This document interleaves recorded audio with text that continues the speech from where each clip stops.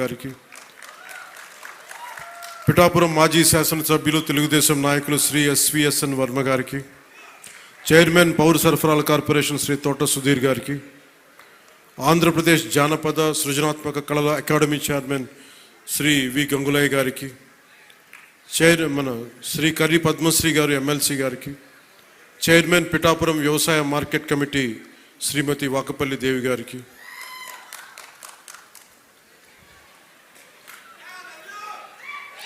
Chairman Godavari eastern delta project Shri Muralisetti Sunil గారికి, BJP Pithapuram incharge Burra Muralikrishnaraju గారికి. ఆయన ఒకసారి బీజేపీని జనసేన కూడా నాకు అర్థం కాదు, అంత ప్రేమ చూపిస్తారు, అంత నిలబడతారు. సో వారికి నా మనస్ఫూర్తిగా నమస్కారాలు. నేను చాలామందిని ఆహ్వానించాను. చాలామంది గతంలో పిఠాపురంలో మన ఎలక్షన్ సమయంలో జనసేన విజయాన్ని కృషి చేసిన చాలామంది సినిమా ప్రముఖుల్లో చాలామందిని ఆహ్వానించి మొదటి రోజుగా హైపర్ ఆది గారిని, మాట బాగుంటుంది కదా, అందరూ కామెడీ హ్యూమర్ అనుకుంటారు, మాట చాలా విట్టు ఉంటుంది. అలాంటి హైపర్ ఆది గారు ఇక్కడ విచ్చేసినందుకు మనస్ఫూర్తిగా వారికి నా హృదయపూర్వక నమస్కారాలు, ధన్యవాదాలు. అలాగే సాగర్ జనసేన ఇన్ఛార్జ్, కరీంనగర్ ఇన్ఛార్జ్, ప్రత్యేకించి వారందరినీ మనకి టీవీ మాధ్యమాల ద్వారా, సీరియల్స్ ద్వారా వారు ఆర్కే నాయుడుగా మన ఈ మధ్య సినిమా కూడా చేశారు. ఆయన అసలు పేరు సాగర్ అయినప్పటికీ కూడా ఆయన వేసిన క్యారెక్టర్ ఆర్కే నాయుడుగానే ఆయన ప్రసిద్ధి చెందారు. మనస్ఫూర్తిగా వారికి, ప్రత్యేకించి తెలంగాణ నుంచి మీరు మనస్ఫూర్తిగా ఇక్కడికి వచ్చినందుకు నా హృదయపూర్వక ధన్యవాదాలు. తెలంగాణకి ఆంధ్ర ప్రాంత ప్రేమను తీసుకెళ్ళండి. తెలంగాణ సోదరులకి, సోదరీమణులకి మనస్ఫూర్తిగా గోదావరి జిల్లాలోకి వచ్చి మన ఆతిథ్యం స్వీకరించమని మనస్ఫూర్తిగా మీరు తెలియజేయండి. ఏదైనా కూలగొట్టేయడం, చెడగొట్టేయడం చాలా తేలికమా. ఒక పండగ చూస్తామంటే ఏం మాట్లాడాలనుకుంటామంటే, ఓ పిడికిడు గింజలు పండించడం చాలా కష్టమైన పని. అదే పిడికిడికి ఒక చేతికి వచ్చిన పంటని నేల రాసేయడం చాలా తేలిక. ఒక అలయన్స్ని నిర్మించడం చాలా కష్టం. అందరినీ ఏకతాటిపైన తీసుకురావడం చాలా కష్టం. కేంద్ర నాయకత్వం దగ్గర నుంచి రాష్ట్ర నాయకత్వం ఎంత కష్టపడి పట్టుకెళ్తుంటే దాన్ని చెడగొట్టడం చాలా తేలిక, చాలా తేలిక. సంక్రాంతి మనం చెప్తుంది ఏంటంటే, ఒక చేతికి ఒక కష్టపడి సంవత్సరం, ఒక 6 నెలలు కష్టపడి, 4 నెలలు కష్టపడి పంట చేతికి వస్తే ఆనందం తాలూకు నిదర్శనమే సంక్రాంతి పండగ. మనకి ధాన్యం వచ్చింది, ధాన్యం అమ్మగా డబ్బులు వచ్చినాయి. ఈ రోజున మన హరిదాసులు కానీ, ఇంతమంది జానపద కళాకారులకు కానీ మనం ఎందుకు ఇస్తాం ఇవన్నీ అంటే, మా దగ్గర అబండెన్స్ ఉంది, మాకు ఒక 10 బస్తాలు పంట ఉంటే మేము 2 బస్తాలు పంచుతామని చెప్పడానికి. అది సంక్రాంతి తాలూకు నిదర్శనం. అంటే అలాగా మీరు ఇందాక మంత్రివర్యులు నారాయణ గారు చెప్తా ఉన్నారు, ఇంకా ప్రపంచంలో ఏ నియోజకవర్గం ఇంకెక్కడా రాదు అండ్ ఏది జరుగు, ఇక్కడ కొబ్బరాకు పడ్డా కానీ పిఠాపురంలో చాలా దారుణం జరిగిపోయింది. ఒక తాటాకు, అక్కడ ఉన్న తాటాకు ఊడిపడిపోతే అమ్మా చాలా దారుణం జరిగిపోయింది. మరి గత ప్రభుత్వ నాయకులను అడగండి, వాళ్ళ నియోజకవర్గం అసలు న్యూస్ ఉంటుందా, ఏం జరుగుతుందో కూడా తెలియదు మీకు. పిఠాపురంలో చిన్న చెట్టు మీద వాళ్ళున్న పక్షి ఈక పడినా కానీ అయ్యా బాబోయ్ పక్షుడు అంటే ఇది ఎవరిస్తున్నారు మీకు? బలం ఎవరిస్తున్నారు? మీరిస్తున్నారు. చెడు వార్తలకి మీరిస్తున్నారు బలం. ఒకటి మనల్ని తిడుతుంటే మీరు దాన్ని వైరల్ చేస్తే మీరు బలం ఇస్తున్నారు. ఒకటి చెడగొడుతుంటే వచ్చి మీరు ఎదురు ప్రశ్నించకపోతే మీరు బలహీనలైపోతారు. మీరు నాకు ఓట్లేస్తే సరిపోదు అని ఎందుకు చెప్తున్నాను? 5 సంవత్సరాల పిఠాపురంలో గత ప్రభుత్వంలో ఒక్కసారి మీరు ప్రతి ఒక్కరు మేధావులు చాలామంది ఉన్నారు, పత్రికేయులు ఉన్నారు, చాలామంది విభిన్నమైన పార్టీల నాయకులు ఉన్నారు. ఈ గత 5 సంవత్సరాల కాలంలో ఎన్ని కోట్లు ఖర్చు పెట్టారో ఒకసారి అడగమని చెప్పాను. నువ్వు పేరంటాలకి రాలేదు, పబ్బాలకి రాలేదంటే, ఒక దేశం కోసం శ్రమించే వ్యక్తిని, ఇంత మందిని ఏకం చేసే వహించే వ్యక్తిని నాకు మీరు ఇవ్వాల్సింది, మేము ఉన్నాం కాచుకుంటాను, మిగతా వెళ్ళి పని చేయని చెప్తే కదా నాకు ఆనందం. అలా కాకుండా వచ్చి నేను వ్యవస్థని బలోపేతం చేయడానికి వచ్చాను. అంటే నా అవసరం లేని నిజమైన నాయకత్వం ఏంటి? నాయకుడు అవసరం లేకుండా పనులు జరిగిపోవాలి సింగపూర్ లాగా. అది కదా అభివృద్ధి అంటే. ఏ పని కావాలన్నా ఎమ్మెల్యే గారి ఇంటికి వెళ్తే కానీ పనులు అవ్వండి, అట్లా అంటే అది అభివృద్ధి కానట్టే కదా లెక్క. అంటే గత ప్రభుత్వంలో మీరు ఎంత ఖర్చు పెట్టారో ఒకసారి చూడండి. నేను గత ఏడాది 308 కోట్లతోటి పిఠాపురం అభివృద్ధికి మనం ఖర్చు పెట్టాం, మీరు చూడండి. అలాగే ఇప్పుడు 200, అది దాదాపు 60-70% పనులు అవుతున్నాయి, అయిపోయినాయి, ఇంకా 30% మిగిలినాయి. ప్రాబబ్లీ టార్గెట్ ఇచ్చింది మార్చికి అయిపోవాలి. ఇప్పుడు మనం 211 కోట్లతోటి అదనపు అభివృద్ధి కోసం మనం ముందుకు తీసుకెళ్తాం. అంటే ఇది 26 కోట్లతోటి ప్రారంభమైనవి, మన పని పూర్తయినవి, ప్రారంభోత్సవాలు చేశాం. మీరు అడగాల్సింది గత ప్రభుత్వ నాయకులను వచ్చి, వాళ్ళు వారి పాలనలో ఏం చేశారని అడగండి. వాళ్ళు తిమ్మేశారు అని చెప్పి నేను ఏం చెప్పాను? నా దగ్గర ఛానల్స్ లేవు. నేను లాస్ట్ టైం చెప్పాను, ఎలక్షన్ టైంలో 2016-17 టైం నుంచి మొన్న దాకా ఏం చెప్పాను, నాకు ఛానల్స్ లేవు. మీరే నా గళం, నా జన సైనికులకి, మా వీర మహిళలకి చెప్పాను, మీరే నా బలం. నాయకులకు ఒకసారి ఇష్టపడి రావచ్చు, ఒకసారి ఇష్టపడి వెళ్ళిపోవచ్చు, కానీ నా గుండెల్లో ఉన్నది మీరు నిరంతరంగా నాది ఉంటారు, నాకు తెలుసు. నాకు ఇది మీరు బయట నుంచి వచ్చి దేనికి పడినా సరే, ఒక స్కూల్లో 2 చిన్నపిల్లలు కొట్టుకున్నా దాన్ని మీరు గొడవ చేసేద్దాం అనుకుంటే నేను ఏం చెప్పను దానికి? మీరు అక్కడ పులివెందులు అక్కడ వాళ్ళ సొంత బాబాయ్ గారిని చంపినా కానీ అది న్యూస్ కాదు. ఇక్కడ ఇద్దరు బిడ్డలు ఉట్టినే కొట్టుకుంటాం, స్కూల్లో కొట్టుకోరా? నాయకులే కొట్టుకుంటున్నప్పుడు స్కూల్లో చిన్నపిల్లలు ఎందుకు మాట అనుకోరు? పెద్ద స్థాయి ఆలోచన పరిధుల నాయకులే మాట అనుకున్నప్పుడు చిన్నపిల్లలు ఏదో అనుకుంటారు, దాని కులాలు పట్టుకొచ్చేస్తాం. మరి ఇదే మీరు అడగాల్సిన ప్రశ్న. మన జనసేన నాయకులు కూడా చెప్తున్నా, కూటమి నాయకులు కూడా చెప్తున్నా, పనిచేసే నాయకులు మీరు వెన్నంటి ఉండకపోతే, ఎలక్షన్లు అయిపోయింది మా పని అయిపోయింది అంటే, నేను నిజంగా అలా అనుకుని ఉంటే ఈ రోజున మీకు ఉప్పాడ ప్రొటెక్షన్ వాళ్ళు ముందుకు వెళ్ళదు చెప్తాను. మీరు ఇన్ని సంవత్సరాలు ఉన్నారు, ఎవరు తీసుకెళ్ళారు చెప్పండి? ఈజీగా మాట్లాడి సరిపోదు, అక్కడ నువ్వు కన్విన్స్ చేయాలి. ఎందుకని 100 ప్రాజెక్టులు ఉంటాయి స్టేట్ గవర్నమెంట్, ప్రయారిటీస్ ఎందుకు చేయాలి? ఇలాంటి 1053 కిలోమీటర్లు ఆంధ్రప్రదేశ్ మొత్తం ఉంటే, అలాంటిది మొత్తం గుజరాత్ నుంచి అన్ని తీర ప్రాంతాలు, బెంగాల్ అన్ని తీర ప్రాంతాలు, తమిళనాడు, కేరళ ఉంటే ఇలాంటి సముద్రపు కోత గురవుతూనే ఉంటాయి. కానీ మీకే ఎందుకు ఇవ్వాలి అని సెంట్రల్ గవర్నమెంట్ అడుగుద్ది. ప్రత్యేకత ఏంటి అని. అది మన కన్విన్సింగ్ ఆర్గ్యుమెంట్. ఎందుకు పనిచేస్తే? నువ్వు దేశ నిర్మాణం కోసం పనిచేసేవాడివి, మనుషుల్ని విడగొట్టేవాడివి కాదు, నిలబెట్టేవాడివి, అండగా ఉండేవాడివి. ఇన్ని చూసిన తర్వాత దానికి తోడు హేతువుగా చెప్పాలి, రేషనల్గా చెప్పాలి. ఎందుకు ఇది చేస్తున్నాం అంటే దానికి వాళ్ళు ఆలోచించి, లేదు ఇవన్నీ బాగున్నాయని చెప్తారు. ఇంత కష్టం ఒకటి అచీవ్ చేయటం.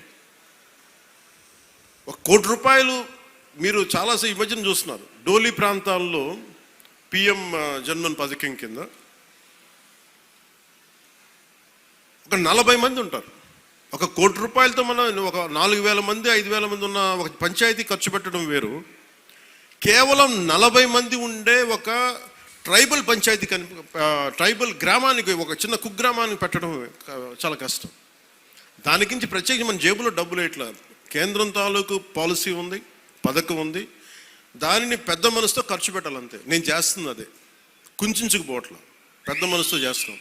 అందువల్ల డోలీ మోతలు అంటే మనకు కనీసం కరెంటు ఉంది, కరెంటు లేని గ్రామం ఒకటి అలలాడుతుంటే ఒక్క మాట మన జన సైనికులు కానీ మనం పంపిస్తే ఆ గ్రామానికి కరెంట్ వచ్చింది 70 ఇన్ని సంవత్సరాలు. అంటే ఇవన్నీ ఎందుకు చెప్తున్నానంటే, నేను కేవలం ఒకదానికే పరిమితం అయిపోతే నా శక్తిని మీరు చంపేసినట్టు వాళ్ళు అయిపోతారు. నాలాంటి వాడిని మీరు ఎంత బలం ఇస్తే, బయట ప్రాంతాల నుంచి వచ్చి అసలు నన్ను ఏం చేశారు లాస్ట్ టైం, మా జిల్లాల్లోకి వస్తే మా ప్రాంతాల్లోకి వస్తే మేము అడుగు పెట్టాం, మా నియోజకవర్గాల్లోకి వస్తే చాలా నాకు చెప్పి వాళ్ళు మటుకు నేను ఎంచుకున్న నియోజకవర్గానికి వచ్చి మొత్తం వ్యతిరేకంగా చేశారు. వాళ్ళ ఏరియాలోకి వెళ్ళకూడదట, వాళ్ళ నియోజకవర్గాల్లోకి వెళ్ళకూడదు, కానీ మనం పనిచేస్తున్న నియోజకవర్గాలకు వచ్చి ఏదైనా కలగచ్చు. అంటే వాళ్ళకి అర్థం కాదు ఏంటంటే, నేను సన్నగా కనిపిస్తానో మెత్తగా కనిపిస్తానో నాకు తెలియదు, కానీ నా గట్టిదనం వాళ్ళకి తెలియదు. అంటే మీరు మొండి పట్టు పడితే, మీరు గొడవ పెట్టుకోవాలనుకుంటే నేను సంసిద్ధంగా ఉన్నాను, ఎప్పుడైనా గొడవ పెట్టుకున్నాను. దానికి నా దగ్గర కొదవ లేదు, ఆ శక్తి కొదవ లేదు. కానీ ఏంటంటే యుద్ధం ఎందుకు భరిస్తాడు, ఎవడన్నా తిడతా ఉంటే బలం ఉన్నోడు భరిస్తాడు, బలహీనుడే ఎదురు తిరుగుతాడు. నేను ఎప్పుడన్నా సరే నా వ్యక్తిగతంగా నేను ఎప్పుడు గొడవ పెట్టుకోను. వ్యవస్థ కోసం ఇబ్బందులు అయినప్పుడు నాకేంటి, గత ప్రభుత్వం అద్భుతంగా పనిచేస్తే నాకు ఎందుకు అవసరం ఏముంది, అసలు పాలిటిక్స్ రావాల్సిన అవసరమే లేదు. ఉదాహరణకి నల్గొండ లాంటి ప్రాంతంలో ఫ్లోరోసిస్తో బాధపడుతూ ఉంటే కృష్ణానది నీళ్ళు హైదరాబాద్ దాకా వెళ్తున్నాయి, కానీ ఆ దారి వెంబడి వస్తున్న నల్గొండలో నీళ్ళు చాలా సంవత్సరాలు లేవు, ఈ మధ్యన వచ్చినాయి.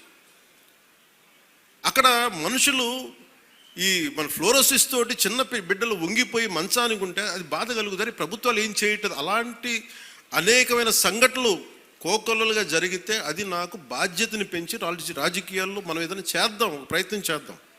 ఓడిపోవచ్చు గెలవచ్చు కానీ ప్రయత్నమే చేయకపోతే తప్పు కదా. అలాంటి సందర్భంలో నేను వచ్చాను పాలిటిక్స్కి.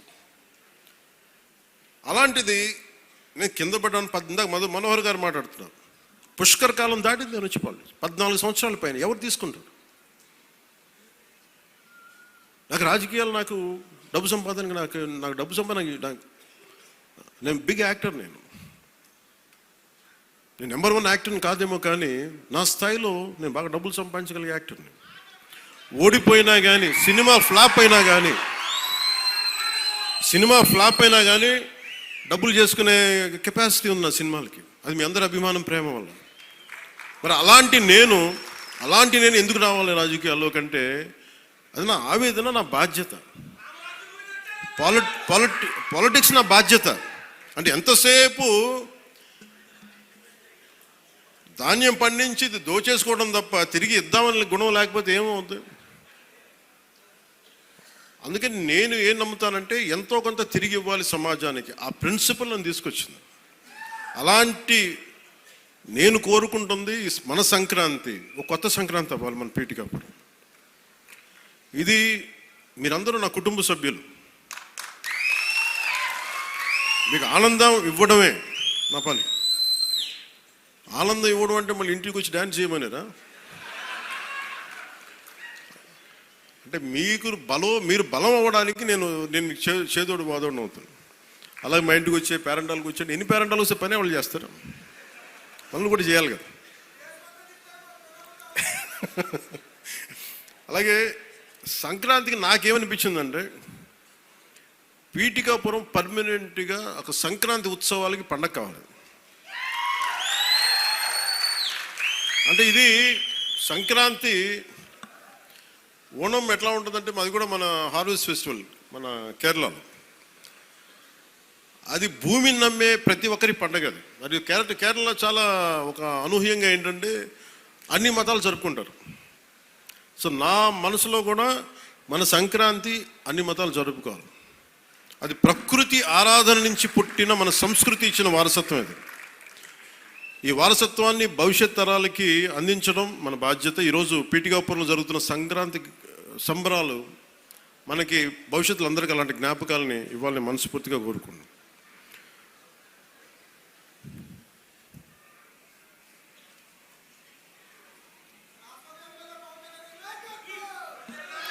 ఓ మాట అలాగే సంక్రాంతి అనగానే నేను మెయిన్గా ఎందుకు చాలా నాకు అనిపించిందంటే, గోదావరి జిల్లాలండి, కోడిపందాలండి, జోదాలండి,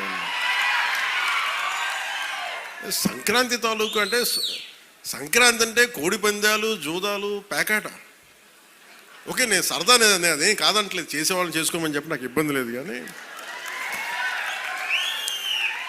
అంటే నేను తెలంగాణ స్నేహితులు కూడా చెప్తా ఉంటాను. హైదరాబాద్ నేనే ఇంట్లో ఉంటే, నేను హైదరాబాద్లో ఉంటే ఇప్పుడు 10 years బ్యాక్ మేము ఎక్కడికి వెళ్తా అంటే మేము భీమవరం వెళ్ళిపోతామండి, లేదంటే మేము తూర్పుగోదావరి వెళ్ళిపోతాం. దేనికి అంటే మేము అక్కడ ఈ కోడి పందాలకి ఎంత డబ్బులు వేస్తారన్న తెలియదు కూడా తెలియదు. నాకు అప్పుడు అర్థమైంది. అంటే నేను అనేది సంక్రాంతి అంటే కేవలం కోడి పందాలు, పేకాట, జూదం దగ్గరికి పరిమితం అయిపోతే రాంగ్ ఇండికేషన్ వెళ్తుంది సొసైటీకి. ఇంకెక్కడ వెళ్ళాం మనం. అది మార్పు రావాలి అంటే, ఎందుకంటే మన సంస్కృతిని మనల్ని దేనికైతే అసలు మూలం ఎట్లా ప్రారంభం అది మర్చిపోయాం అనుకోండి, మర్చిపోతే అది దారి తప్పేస్తాం. అప్పుడు మీకు మెకాలే చెప్పినట్టుగా ఒకరిని దెబ్బ కొట్టాలి, ఒకరిని సంస్కృతిని, దేశాన్ని వైపౌట్ చేయాలంటే ముందు వాళ్ళ సంస్కృతిని చంపేయడం. సో ఇది సంస్కృతి మూలాల్ని పరిరక్షించడానికి, మర్చిపోకూడదని చెప్పడానికే ఈ వేడుక ఈ రోజున పీఠిక. ఇది మొత్తం రాష్ట్రంలో ప్రతి నియోజకవర్గంలో ఇది అవ్వాలి. ఇది గోదావరి జిల్లాలో సంక్రాంతిని కోడిపందాలు ₹1 చేతులు మారుతాయి అనే మాట పోవాలి. సంక్రాంతి నుంచి భోగి మంటల్లో కలిపేయాలి. సరదాగా చేసుకుంటారో ఏం చేసుకుంటారో అది వేరే, కానీ అది మట్టుకు ప్రత్యేకంగా కనిపించకూడదు. ఇది ఆప్యాయతానురాగాల గురించి, పంచే మనస్తత్వం గురించి చెప్పుకోవాలి. ఇందాక మనం చూసిన హరిదాసు కీర్తనల గురించి చెప్పుకోవాలి. గరగ నృత్యాలు, గంగిరెద్దులాటలు, కోలాటలు, భజనల గురించి చెప్పుకోవాలి. అలాగే నవతరానికి మన సాంప్రదాయాల విలువల గురించి, కళారూపాలు, సృజనాత్మక ప్రక్రియల గురించి తెలియాలి.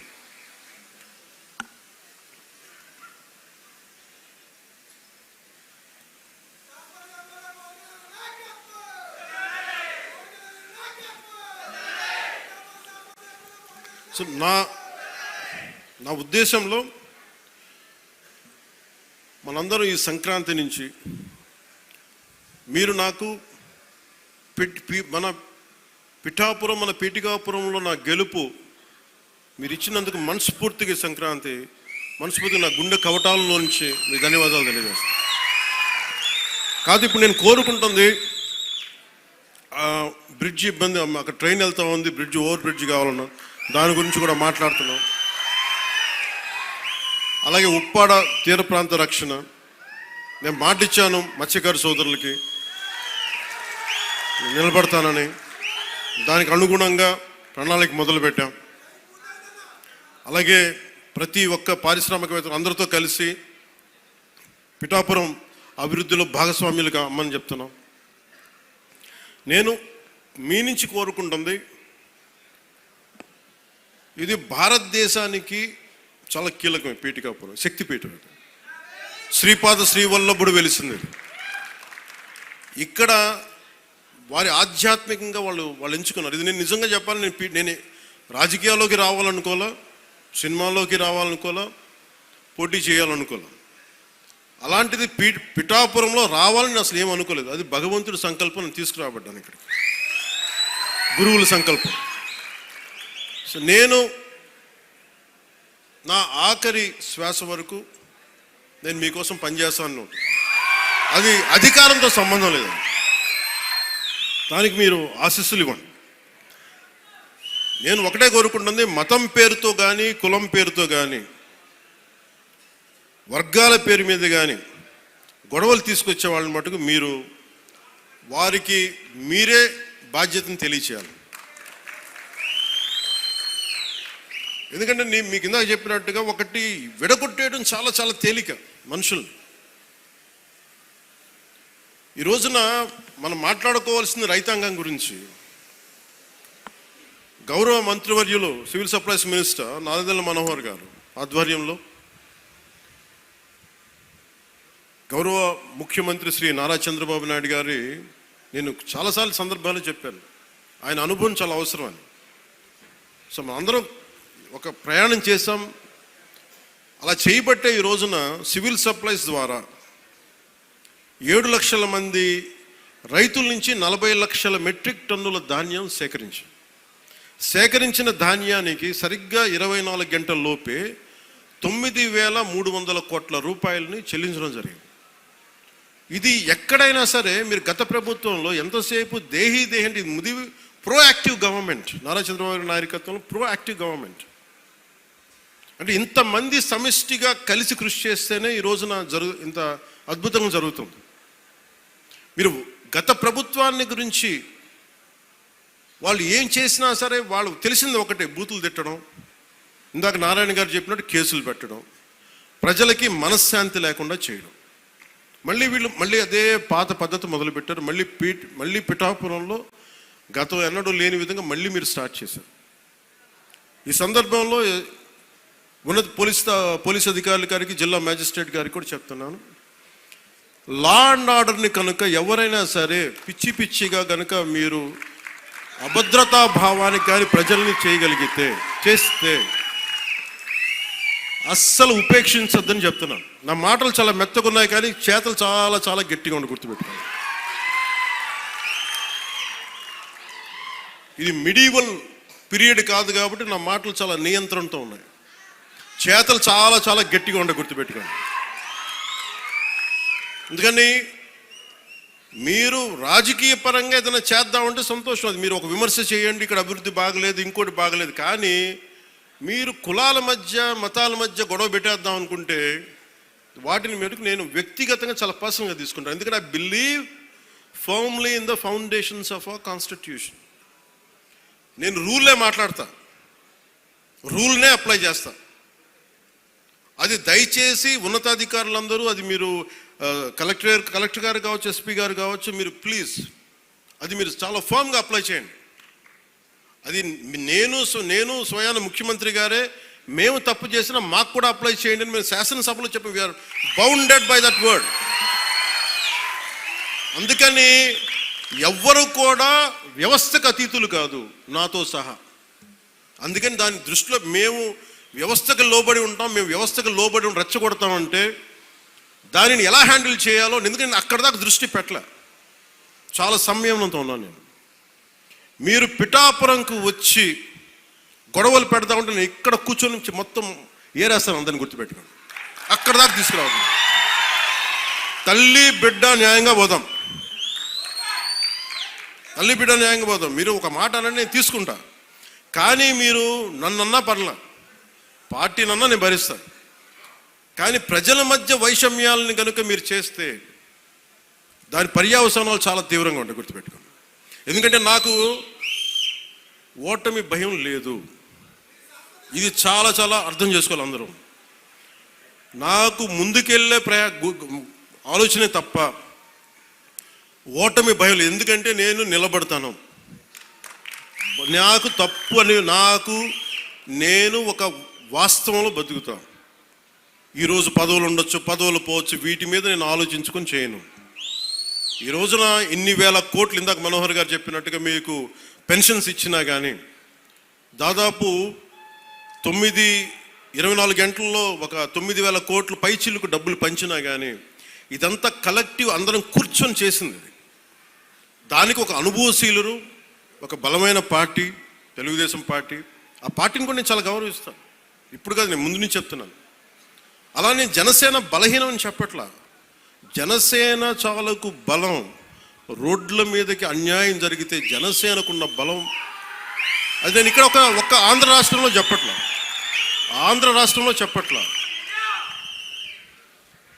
నా సిద్ధాంతాలని, జనసేన సిద్ధాంతాలు నమ్మేవాళ్ళు ఊరికి 10 మంది ఉన్నా వాళ్ళు 1000 మందితో గొడవ పెట్టుకుంటారు. అది జనసేన. ఈరోజు కూర్చోబెట్టి నా మీద అందరూ మాట్లాడేస్తూ ఉంటాను, ఏం చేసావు అది ఇది మాట్లాడుతూ ఉంటే. మరి 2019లో అన్ని కేసులు పెడుతున్నాం, వాళ్ళందరూ ఏమైపోయారు? అప్పుడు గొంతు పెగలేదు. అప్పుడు ఏమైపోయింది? ఆ రోజు అంటే మీరు కేసులు పెడతారని మన నారాయణ గారు చెప్తున్నారు కదా.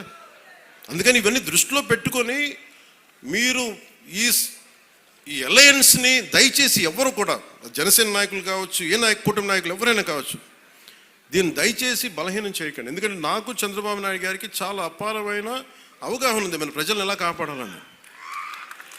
మా ఇద్దరి మధ్య అసలు అలాంటి అరమరికలు కానీ విభేదాలు కానీ లేవు. ఇండివిజువల్గా ఒకసారి మాట్లాడచ్చు, కానీ కొన్ని చోట్ల రెండు పక్షాల నాయకులు కావచ్చు, ఇది ఎక్కువ కాలం నిలబడదు. నేను చెప్తున్నాను కదా, ఎందుకంటే స్టెబిలిటీ ఇవ్వాల్సిన బాధ్యత మా మీద ఉంది. అందుకని మేము దాన్ని తీసుకున్నాం. అలాగే పెన్షన్స్ ఉన్నాయి. ఎన్టీఆర్ భరోసా పెన్షన్ కింద ప్రభుత్వం 63,50,000 మంది పెన్షన్దారులకి ఆర్థిక భద్రతను అందిస్తుంది. ప్రతి నెల దాదాపు 2,750 కోట్ల పెన్షన్, సామాజిక పెన్షన్ పంపిణీ చేస్తుంది. ప్రతి నెల 1వ తారీఖున బెనిఫాక్టర్స్, లబ్ధిదారులకి నిరంతరంగా అందజేస్తున్నాం. దానికి డ్రామాలు చేయట్లా. మేము ఆ వ్యవస్థను పెట్టాం, ఈ వ్యవస్థను డైరెక్ట్గా అసలు గోల్ చేయకుండా డైరెక్ట్గా ప్రభుత్వ అధికారులు వచ్చి ఇంటికి వచ్చి తలుపు తట్టి ఇస్తున్నారు. అంటే గత వాళ్ళు ఏం చేస్తున్నారంటే ఇవి చేసిన విధానం కాదు అది. అలాగే చేనేత కార్మికులకి ఉచిత విద్యుత్ ఇవ్వడం జరుగుతుంది. మరమగ్గాలకి నెలకి 500 యూనిట్లు, మగ్గాలకి 200 యూనిట్ల వరకు ఉచితంగా. తల్లికి వందనం ద్వారా 62,27,000 మంది విద్యార్థులకి 10,000 కోట్ల రూపాయలు సాయం చేశారు. వాళ్ళు కొన్ని వేల కోట్లు దోచేసుకుంటా ఉంటే 23,000 కోట్లు, 25,000 కోట్లు మద్యం, కల్తీ మద్యం అందజేసి దోచుకుంటే మనం అన్నీ ఆపి, వాళ్ళ దోపిడీని ఆపి ఇక్కడ 10,000 కోట్ల రూపాయలు తల్లికి వందనం పథకానికి ఇస్తా ఉన్నాం. అన్నా క్యాంటీన్లో కనీసం మన డొక్కా సీతంలాగా మనకు అన్నం పెట్టే క్యాంటీన్లు అవి కూడా తీసేశారు.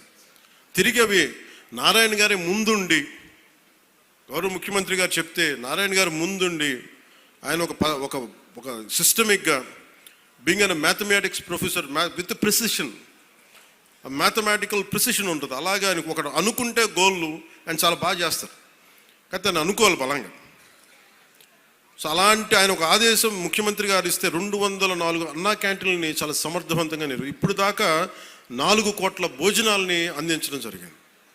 అలాగే ఆటో డ్రైవర్స్కి ఏడాదికి 15,000 చొప్పున 436 కోట్ల రూపాయలు అందించడం జరిగింది. దాదాపు 2,90,000 మంది లబ్ధి పొందారు.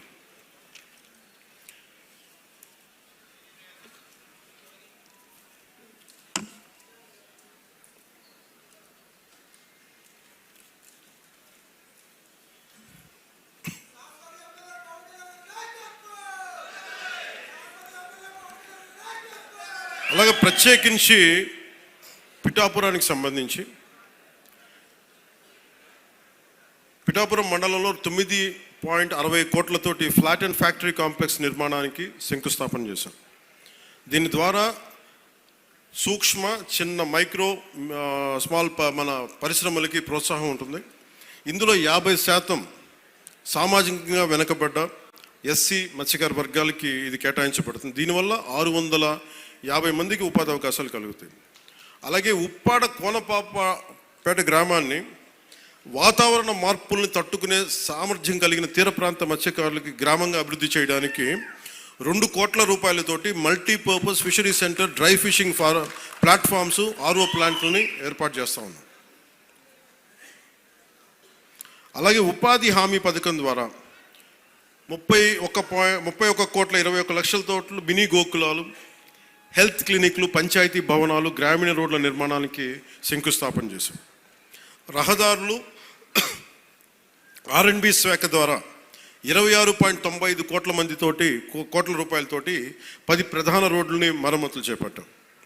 పిఠాపురం మున్సిపాలిటీలో 6.80 కోట్లతోటి డ్రైన్స్, మోడల్ అభివృద్ధి చేస్తున్నాం. గొల్లప్రోలు నగర పంచాయతీలో 3 కోట్లతోటి డ్రైన్ల నిర్మాణం చేపట్టాం. పిఠాపురం, గొల్లప్రోలుకి త్వరలోనే సూవేజ్ ట్రీట్మెంట్ ప్లాంట్లు మంజూరు అవుతాయి. ఎందుకంటే చెత్త చూస్తూ ఉంటే చాలా ఇబ్బందిగా ఉంటుంది. సో అందుకని STPలు దీన్ని తొందరగా ఆమోదం చేయబడతాయి. అలాగే దీనికి ప్రత్యేకించి ఇందాక నారాయణ గారు మాట్లాడుతూ, ఎందుకంటే ఒకసారి నెల్లూరులో పెరిగాను కాబట్టి నెల్లూరు అభివృద్ధి చాలా బాగుంటుంది. ఆయన ఎమ్మెల్యే అక్కడ ఒక స్థానికంగా, అంతకుముందు కూడా 2014లో కూడా. ఇందాక నాకు వారంటే చాలా ఆనందం కలిగించినది, మీకు కూడా ఆనందాన్ని పంచుకోవాలనుకుంటున్నాను. నేను నెల్లూరుని ఎలాగ అభివృద్ధి నేను నా హయాంలో చేశామో, పిఠాపురం, గొల్లప్రోలు ఈ మండలాలని, ఈ మున్సిపాలిటీలని అంత సమర్థవంతంగా అభివృద్ధి చేసే బాధ్యత నేను తీసుకుంటాను. ఒకసారి మీరున్నా లేకపోయినా నా బాధ్యత నేను చేస్తాను అని చెప్తున్న మనస్ఫూర్తిగా వారికి మన పిఠాపురం నియోజకవర్గ ప్రజల తరపున వారందరికీ మనస్ఫూర్తిగా నారాయణ గారికి మనస్ఫూర్తిగా ధన్యవాదాలు. అలాగే కామన్ గుడ్ ఫండ్స్ ద్వారా 14 కోట్లతోటి పిఠాపురంలోని 20 దేవాలయాల అభివృద్ధి పనులకి శంకుస్థాపన చేశాం. ఈ పనులకి నిధులు మంజూరు చేసిన ఆనం రామనారాయణ రెడ్డి గారికి మనస్ఫూర్తిగా నా కృతజ్ఞతలు. అలాగే శాస్కీ ఫండ్స్ ద్వారా గత కాలంలో గత ప్రభుత్వంలో రోడ్లు అనేది ఇబ్బంది అవుతూ ఉంది. వాళ్ళు అప్పులు చేశారు, మరి ఏమి చేశారో తెలియదు, కానీ డబ్బులు అయితే ఇందాక ఉపన్యాసకులు చెప్పినట్టుగా కేంద్ర ప్రభుత్వం జల్ జీవన్ మిషన్ కోసం 25,000 కోట్లు, 23 ఇంకా లక్ష కరెక్ట్ చెప్పి 25,000 కోట్ల పైచిలుకు రూపాయలు ఇస్తే వాళ్ళు కేవలం 4,000 కోట్ల రూపాయలు ఖర్చు పెట్టారు. అంటే 50-50. సో 2,000 కోట్ల రాష్ట్ర ప్రభుత్వం ఇస్తే 2,000 కోట్లు కేంద్ర ప్రభుత్వం ఇస్తుంది. ఆ 4,000 కోట్లతో ఏమైపోయారంటే పైపులు వేశారు. ఆ పైపులు వేశారు, దానికి రిజర్వాయర్లు లేవు, దానికి కనీసం సోర్స్ పాయింట్స్ లేవు. ఇప్పుడు మనం చాలాసార్లు మన గ్రామాల్లోకి వెళ్తే, మన పంచాయతీలకు వెళ్తే అలాంటి పరిస్థితులే ఉన్నాయి. దానికోసం ఇప్పుడు మనం 5 మల్టీ విలేజ్ పర్పస్లు పెట్టాము. ఇవన్నీ మాట్లాడటానికి ముందు మనం డబ్బు పెడితే ఎందుకు ఆ పథకంకి ఈ రోజున తూట్లు పడిపోయినాయి అంటే ప్రధానమంత్రి గారు చాలా కంప్లైంట్ ఉంది. నేను ప్రజలకి కనీసం ఒక 55 కనీసం లీటర్ల నీళ్ళు అందించాలి అని అంటే పంపించిన డబ్బుని రాజకీయ వ్యవస్థ తినేసి మనకి కాంట్రాక్టులు తినేస్తే ప్రజలకి ఏం చేస్తామన్న ఒక బాధ, ఆవేదన ఉంది. సో వారికి మేము వెళ్ళి కన్విన్స్ చేసి ఇంత కావాలి అంటే తిరిగి మన చెప్పిన విధానమో లేదంటే మన కమిట్మెంటో నారా చంద్రబాబు నాయుడు గారి అనుభవం అన్నీ కలిపి మీ అందరి కృషి మనస్ఫూర్తిగా మళ్ళీ ఒక దాదాపు 24,000 కోట్ల రూపాయలు మంజూరు చేశారు ఈరోజు. దానివల్ల మనం ఈ మల్టీ విలేజ్ పర్పస్ మన ఈ స్కీమ్స్ రన్ చేయగలుగుతున్నాం. అంటే పట్టణాల్లో కానీ గ్రామాల్లో కానీ మన మౌలిక వసతులు మెరుగుపరచాలని అభివృద్ధితో ఈ పనులు చేస్తూ ఉన్నాం. అలాగే పిఠాపురం మున్సిపాలిటీలో గత 6 నెలల్లో 4 కోట్లతో పూర్తయిన అభివృద్ధి పనులని, అలాగే గొల్లప్రోలు నగర పంచాయతీలు 80 లక్షలతో పూర్తయిన పనులని ఈ రోజున మనం ప్రారంభించాం. గ్రామీణ ప్రాంతాల రోడ్ల పరిస్థితి మెరుగుపడాలనే ఉద్దేశంతో ఉపాధి హామీ పథకం ద్వారా 12.45 కోట్ల రూపాయలతో 41 గ్రామీణ రోడ్లని ప్రారంభించాం. అలాగే రాబోయే వేసవిలో విద్యుత్ ఇబ్బందులు లేకుండా పిఠాపురం పట్టణంలో 2.95 కోట్లతో నిర్మించిన 33.11 kV ఎలక్ట్రిక్ సబ్స్టేషన్ని నేడు ప్రారంభించాం. గతంలో శంకుస్థాపన చేసిన పిఠాపురం పశువుల సంత ఆధునీకరణ పనులని 1,35,00,000తోటి ఈరోజు పూర్తి చేసి ఈరోజు ప్రజలకి అందుబాటులో తీసుకొచ్చాం. వరదల సమయంలో రాకపోకలకి ఇబ్బంది ఉంటే నేనే వెళ్ళాను కూర్చొని పోనసారి గొల్లప్రోలు నగర పంచాయతీలో హౌసింగ్ కాలనీలో. వైసీపీ గొప్పతనం ఏంటంటే వాళ్ళు ముందు వేసేస్తారు, అక్కడ రోడ్లు ఉన్నాయా లేదా, ఆ స్థలం నీది ఆ స్థలం నీది పెట్టేశారు. చూస్తే లోపలికి పోతే మొత్తం దోమలమయం. కనీసం ఎంత కామన్ సెన్స్ అంటే మన పంచాయతీ హౌసింగ్ కాలనీలో అక్కడ యువత మాట్లాడారు, అన్న ఎక్కడన్నా సరే మనం కనీసం డ్రైనింగ్ లేఅవుట్ ఇలా వేస్తారు, స్థలాలు వేసి ఇచ్చేస్తారు ముందు, అక్కడ కనీసం రోడ్డు వేయాలి, డ్రైనేజ్ పెడితేనే కదా ఇళ్ళ పట్టాలు ఇవ్వగలం. వాళ్ళ వాటితో సంబంధం లేదు. ఇళ్ళ పట్టాలకి ఇచ్చేశారు, అది లోతట్టు ప్రాంతాల్లో ఉంది, కనీసం దానికి డ్రైనేజ్ సౌకర్యాలు లేవు, నీటి సౌకర్యాలు లేవు. రాబోయే వర్షాకాలం వస్తే మనకు కూర్చోబెట్టి బ్రిడ్జ్ ఇబ్బందులు ఉంటాయి. ఈ రోజున మనకు అది ముందు ఒకటే చెప్పాడు, అన్న ఈసారి లేఅవుట్లు వేస్తే ఇది మేధావులు అర్బన్ ప్లానర్స్ చెప్పాల, సగటు మనిషి పిఠాపురంలోని సగటు మనిషి, సగటు యువకుడు, అది ముఖ్యంగా మన ఈ హౌసింగ్ కాలనీలో వాళ్ళు చెప్పింది ముందన్న మెయిన్ రోడ్లు వేసి డ్రైనేజ్ ఫెసిలిటీస్ కల్పించి అప్పుడు లేఅవుట్లు చేయమని చెప్పాను. ఇదేం తంతని చెప్తా ఉన్నాడు. అందుకని వాళ్ళు చేసిన తప్పుని మనం అండూ చేసి 3.5 కోట్ల రూపాయలతో నిర్మించిన బ్రిడ్జిని, అలాగే సూరంపేట కాలనీలో 27 లక్షలతో నిర్మించిన బ్రిడ్జిని నేను ప్రారంభించాం. అలాగే పిఎం పథకం ద్వారా పిఠాపురం నియోజకవర్గంలోని బాదం మాధవరావు ప్రభుత్వ బాలికోన్నత పాఠశాల మరి జిల్లా పరిషత్ బాలికోన్నత పాఠశాల గొల్లపోల్లో 1,15,00,000 నిర్మించిన సైన్స్ ల్యాబ్, కంప్యూటర్ ల్యాబ్స్ని నేడు ప్రారంభించాం. ఇవి విద్యార్థుల భవిష్యత్తుకు ఉపయోగపడతాయి. అలాగే 100 రోజుల ప్రణాళికలో భాగంగా ఉప్పాడ మత్స్యకారు సోదరులకు ఇతర రాష్ట్రాల్లో శిక్షణ ఇచ్చాం. అభివృద్ధితో పాటు సంక్షేమాన్ని కూడా సమానంగా అమలు చేస్తా ఉన్నాం. మీ జీవనోపాధి మరి ఉపాధికి భద్రత కల్పించే విధంగా సమగ్ర స్థాయి ప్రణాళికను త్వరలో మీ ముందుకు తీసుకొస్తున్నాం. నేను ఎక్కడున్నా సరే పిఠాపురం నా గుండెల్లో ఉంటుంది. నా కోరిక, ఇందాక కళాకారులందరినీ చూస్తూ ఉంటే నేను రెగ్యులర్ మార్షల్ ఆర్ట్స్ ప్రాక్టీస్ చేస్తాను. అంటే ఇదే గొడవ పెట్టి కూడా కాదు, కత్తి తిప్పుతున్నాం అంటే మనం గొడవ పెట్టి కూడా కాదు. అంటే విద్య నేర్చుకోవడం ఏం చేస్తుంటే మనిషిని తగ్గిస్తుంది, కొంచెం అణిగిమణిగి ఉంచుంది. అంటే ఏమీ లేని ఇస్తురాకు ఎగిరెగిరి పడద్దు, అన్నీ ఉన్న ఇస్తురాకు కూర్చుంది. సో ఇదేంటంటే లెర్నింగ్. అంటే మన శ్రీపాద శ్రీవల్లభులది కాన్స్టెంట్గా లెర్నింగ్ వల్ల ఏమైపోతుంది, కింద కూర్చుంటాం, నేల మీద ఉంటాం. సో నాకేమనిపించిందంటే, నాకు రెండు అనిపించింది. ఈ రెండు చెప్పి నేను ముగిస్తాను. ఒకటి పార్టీ పరంగా చెప్తాను, మిగతా అభివృద్ధి పరంగా ఏం చెప్పాలో చెప్తాను. పార్టీ పరంగా ఇది శ్రీపాద వల్లభుడు, నేను ప్రార్థించే లలితాదేవి వారి ఆశీస్సుల మూలంగా నేను ఇక్కడికి వచ్చాను. వారు ఎందుకంటే వారు లేకపోతే నేను ఇక్కడికి రాను. నేను ఎప్పుడు చాలా చిన్న వయసులో ఒక 18-16 ఏళ్ళప్పుడు 17-18 వయసులో అనుకుంటా శ్రీపాద శ్రీవల్లభుడు చరిత్ర చదువు. ఆయన ఎక్కడుంటారో కూడా తెలియదు, కానీ చాలా కాలం తెలంగాణలో ఉంటారు అనుకునేవాడు. తర్వాత నాకు అర్థమైంది ఆయన జన్మస్థలం ఇదని. సో అలాంటిది ఇక్కడికి వచ్చింది, నన్ను తీసుకురాబడ్డాను. తల్లి పురుహూతికాదేవి దీవెనలు. అందుకని ఇది నాకు స్పిరిచువల్గా, ఆధ్యాత్మికంగా నాకు చాలా కీలకమైంది ఇది. సో నేను ఇది రాజకీయంగా నేను చూడట్లేదు మన పిఠాపురాన్ని. నా స్పిరిచువల్ కనెక్షన్, నా ఆధ్యాత్మిక ఒక కనెక్ట్గా చూస్తున్నాను నేను. సో నేను మీకు ఈ అభివృద్ధి కానీ ఇవన్నీ కానీ by product. Politics is a by product of my spiritual journey. So అందుకని పిఠాపురం నాకు ఆశీస్సులు, గురువుల ఆశీస్సులతో ఇక్కడికి వచ్చాను నేను. అందుకని నా కోరిక దీన్ని ఒక మోడల్ నియోజకవర్గంగా తీర్చిదిద్దాను.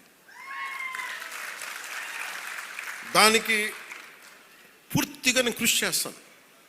కానీ మీరు గుర్తుపెట్టుకోవాల్సింది, ఇంత పనులు చేస్తున్న వ్యక్తి మీద రాళ్ళేస్తారు, పండు ఉన్న చెట్టు మీద రాళ్ళేస్తారు. ఏమీ చేయనోడిని మోడివారి చెట్టుని ఏం అడుగుతారు? గత ప్రభుత్వం మోడివారిపోయిన ప్రభుత్వం, ఏమడిగినా ప్రయోజనం, పై కేసులు పెడతా ప్రభుత్వం. సో ఇప్పుడు ఏంటంటే పాపం ఒకసారి ముఖ్యమంత్రి గారు కూడా చూస్తూ ఉంటాను, ఆయనేమో చాలా డెమోక్రటిక్ వ్యక్తి.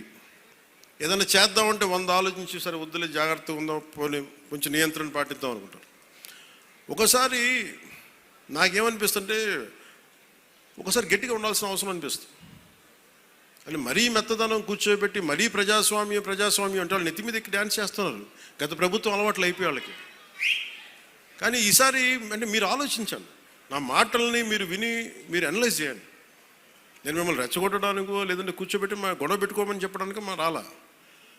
అసలు ఇంత పని చేస్తున్న వాళ్ళ మీద మీరు రాళ్ళేస్తున్నారు. రేపు పొద్దున మీరు అండగా నిలబడకపోతే మళ్ళీ నియంత్రణతో పోకడలే వస్తాయి మళ్ళీ మీకు. అది చాలా జాగ్రత్తగా ఉన్నాను. నాకు ఆ భయాలు లేవు. ఎందుకంటే నా జోలికి వస్తే అధికారం ఉన్నా లేకపోతే ఒకటేలా రియాక్ట్ అవుతాను. నాకు ఆ భయాలు లేవు. నేను అన్ని తెగించే కూర్చుంటాను. సో నాకు ఆ భయాలు లేవు. సో నాకు ఏముందంటే, పిఠాపురం దేశానికి మోడల్ అని ఎందుకని అంటున్నానంటే, ఇది రోడ్డు లేని గ్రామం ఉండకూడదు, ఈ గుంతలు ముంపు ఉండకుండా ఏం చేయాలి, దీని మీద ఆలోచన చేస్తూ ఉన్నాం. నా లక్ష్యం అదే.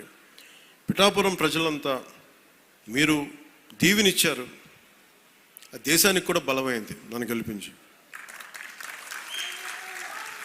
అలాగే పిఠాపురం ప్రజలంతా మీరు పాడి పంటలతో పిల్లా పాపలతో సుఖశాంతులతో ఉండాలని మనస్ఫూర్తిగా మీ అందరినీ కోరుకున్నాను. సో నేను ప్రత్యేకించి పార్టీ పరంగా పార్టీ మార్చి 14న ఎక్కడ పెట్టాలి చాలా ఉంటే మేమందరం ఒకటే నిర్ణయించుకున్నాం. మార్చి 14 సభ ఎప్పుడు దీని కేంద్ర స్థానం పిఠాపురంలోనే జరుగుతుంది.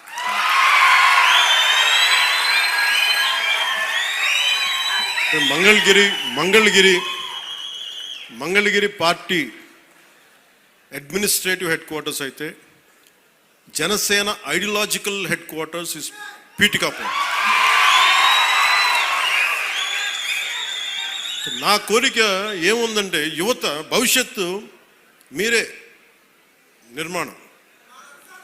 ఒక దేశపు సంపద అనేక మార్లు చెప్పినట్టుగా ఒక దేశపు సంపద నదులు, అరణ్యాలు, ఖనిజాలు కాదు, యువత. స్వామి వివేకానంద చెప్పినట్టుగా బలమైన మనసులోనే బలమైన శరీరంలోనే బలమైన మనసు ఉంటుంది. అందుకు శిక్షణ, శారీరక దృఢత్వం చాలా అవసరం. మీరు చూసారు గల్వాన్లో మన చైనాను ఇండియా బార్డర్లో ఫిజికల్గా తుపాకులు కొట్టుకోకూడదు కాబట్టి చేతులతో కొట్టుకున్నారు. అంటే శారీరక బలం చాలా అవసరం, దృఢత్వం. అంటే మనం ఎప్పుడైతే శారీరకంగా మానసికంగా బలంగా ఉంటామో ఇక్కడికి వచ్చి వేరు చేసే వ్యక్తుల్ని మనం దూరంగా పెట్టగలం. మన చూపు చూస్తే వెళ్ళిపోతారు ఎవరైనా సరే. అందుకని నా వ్యక్తిగతంగా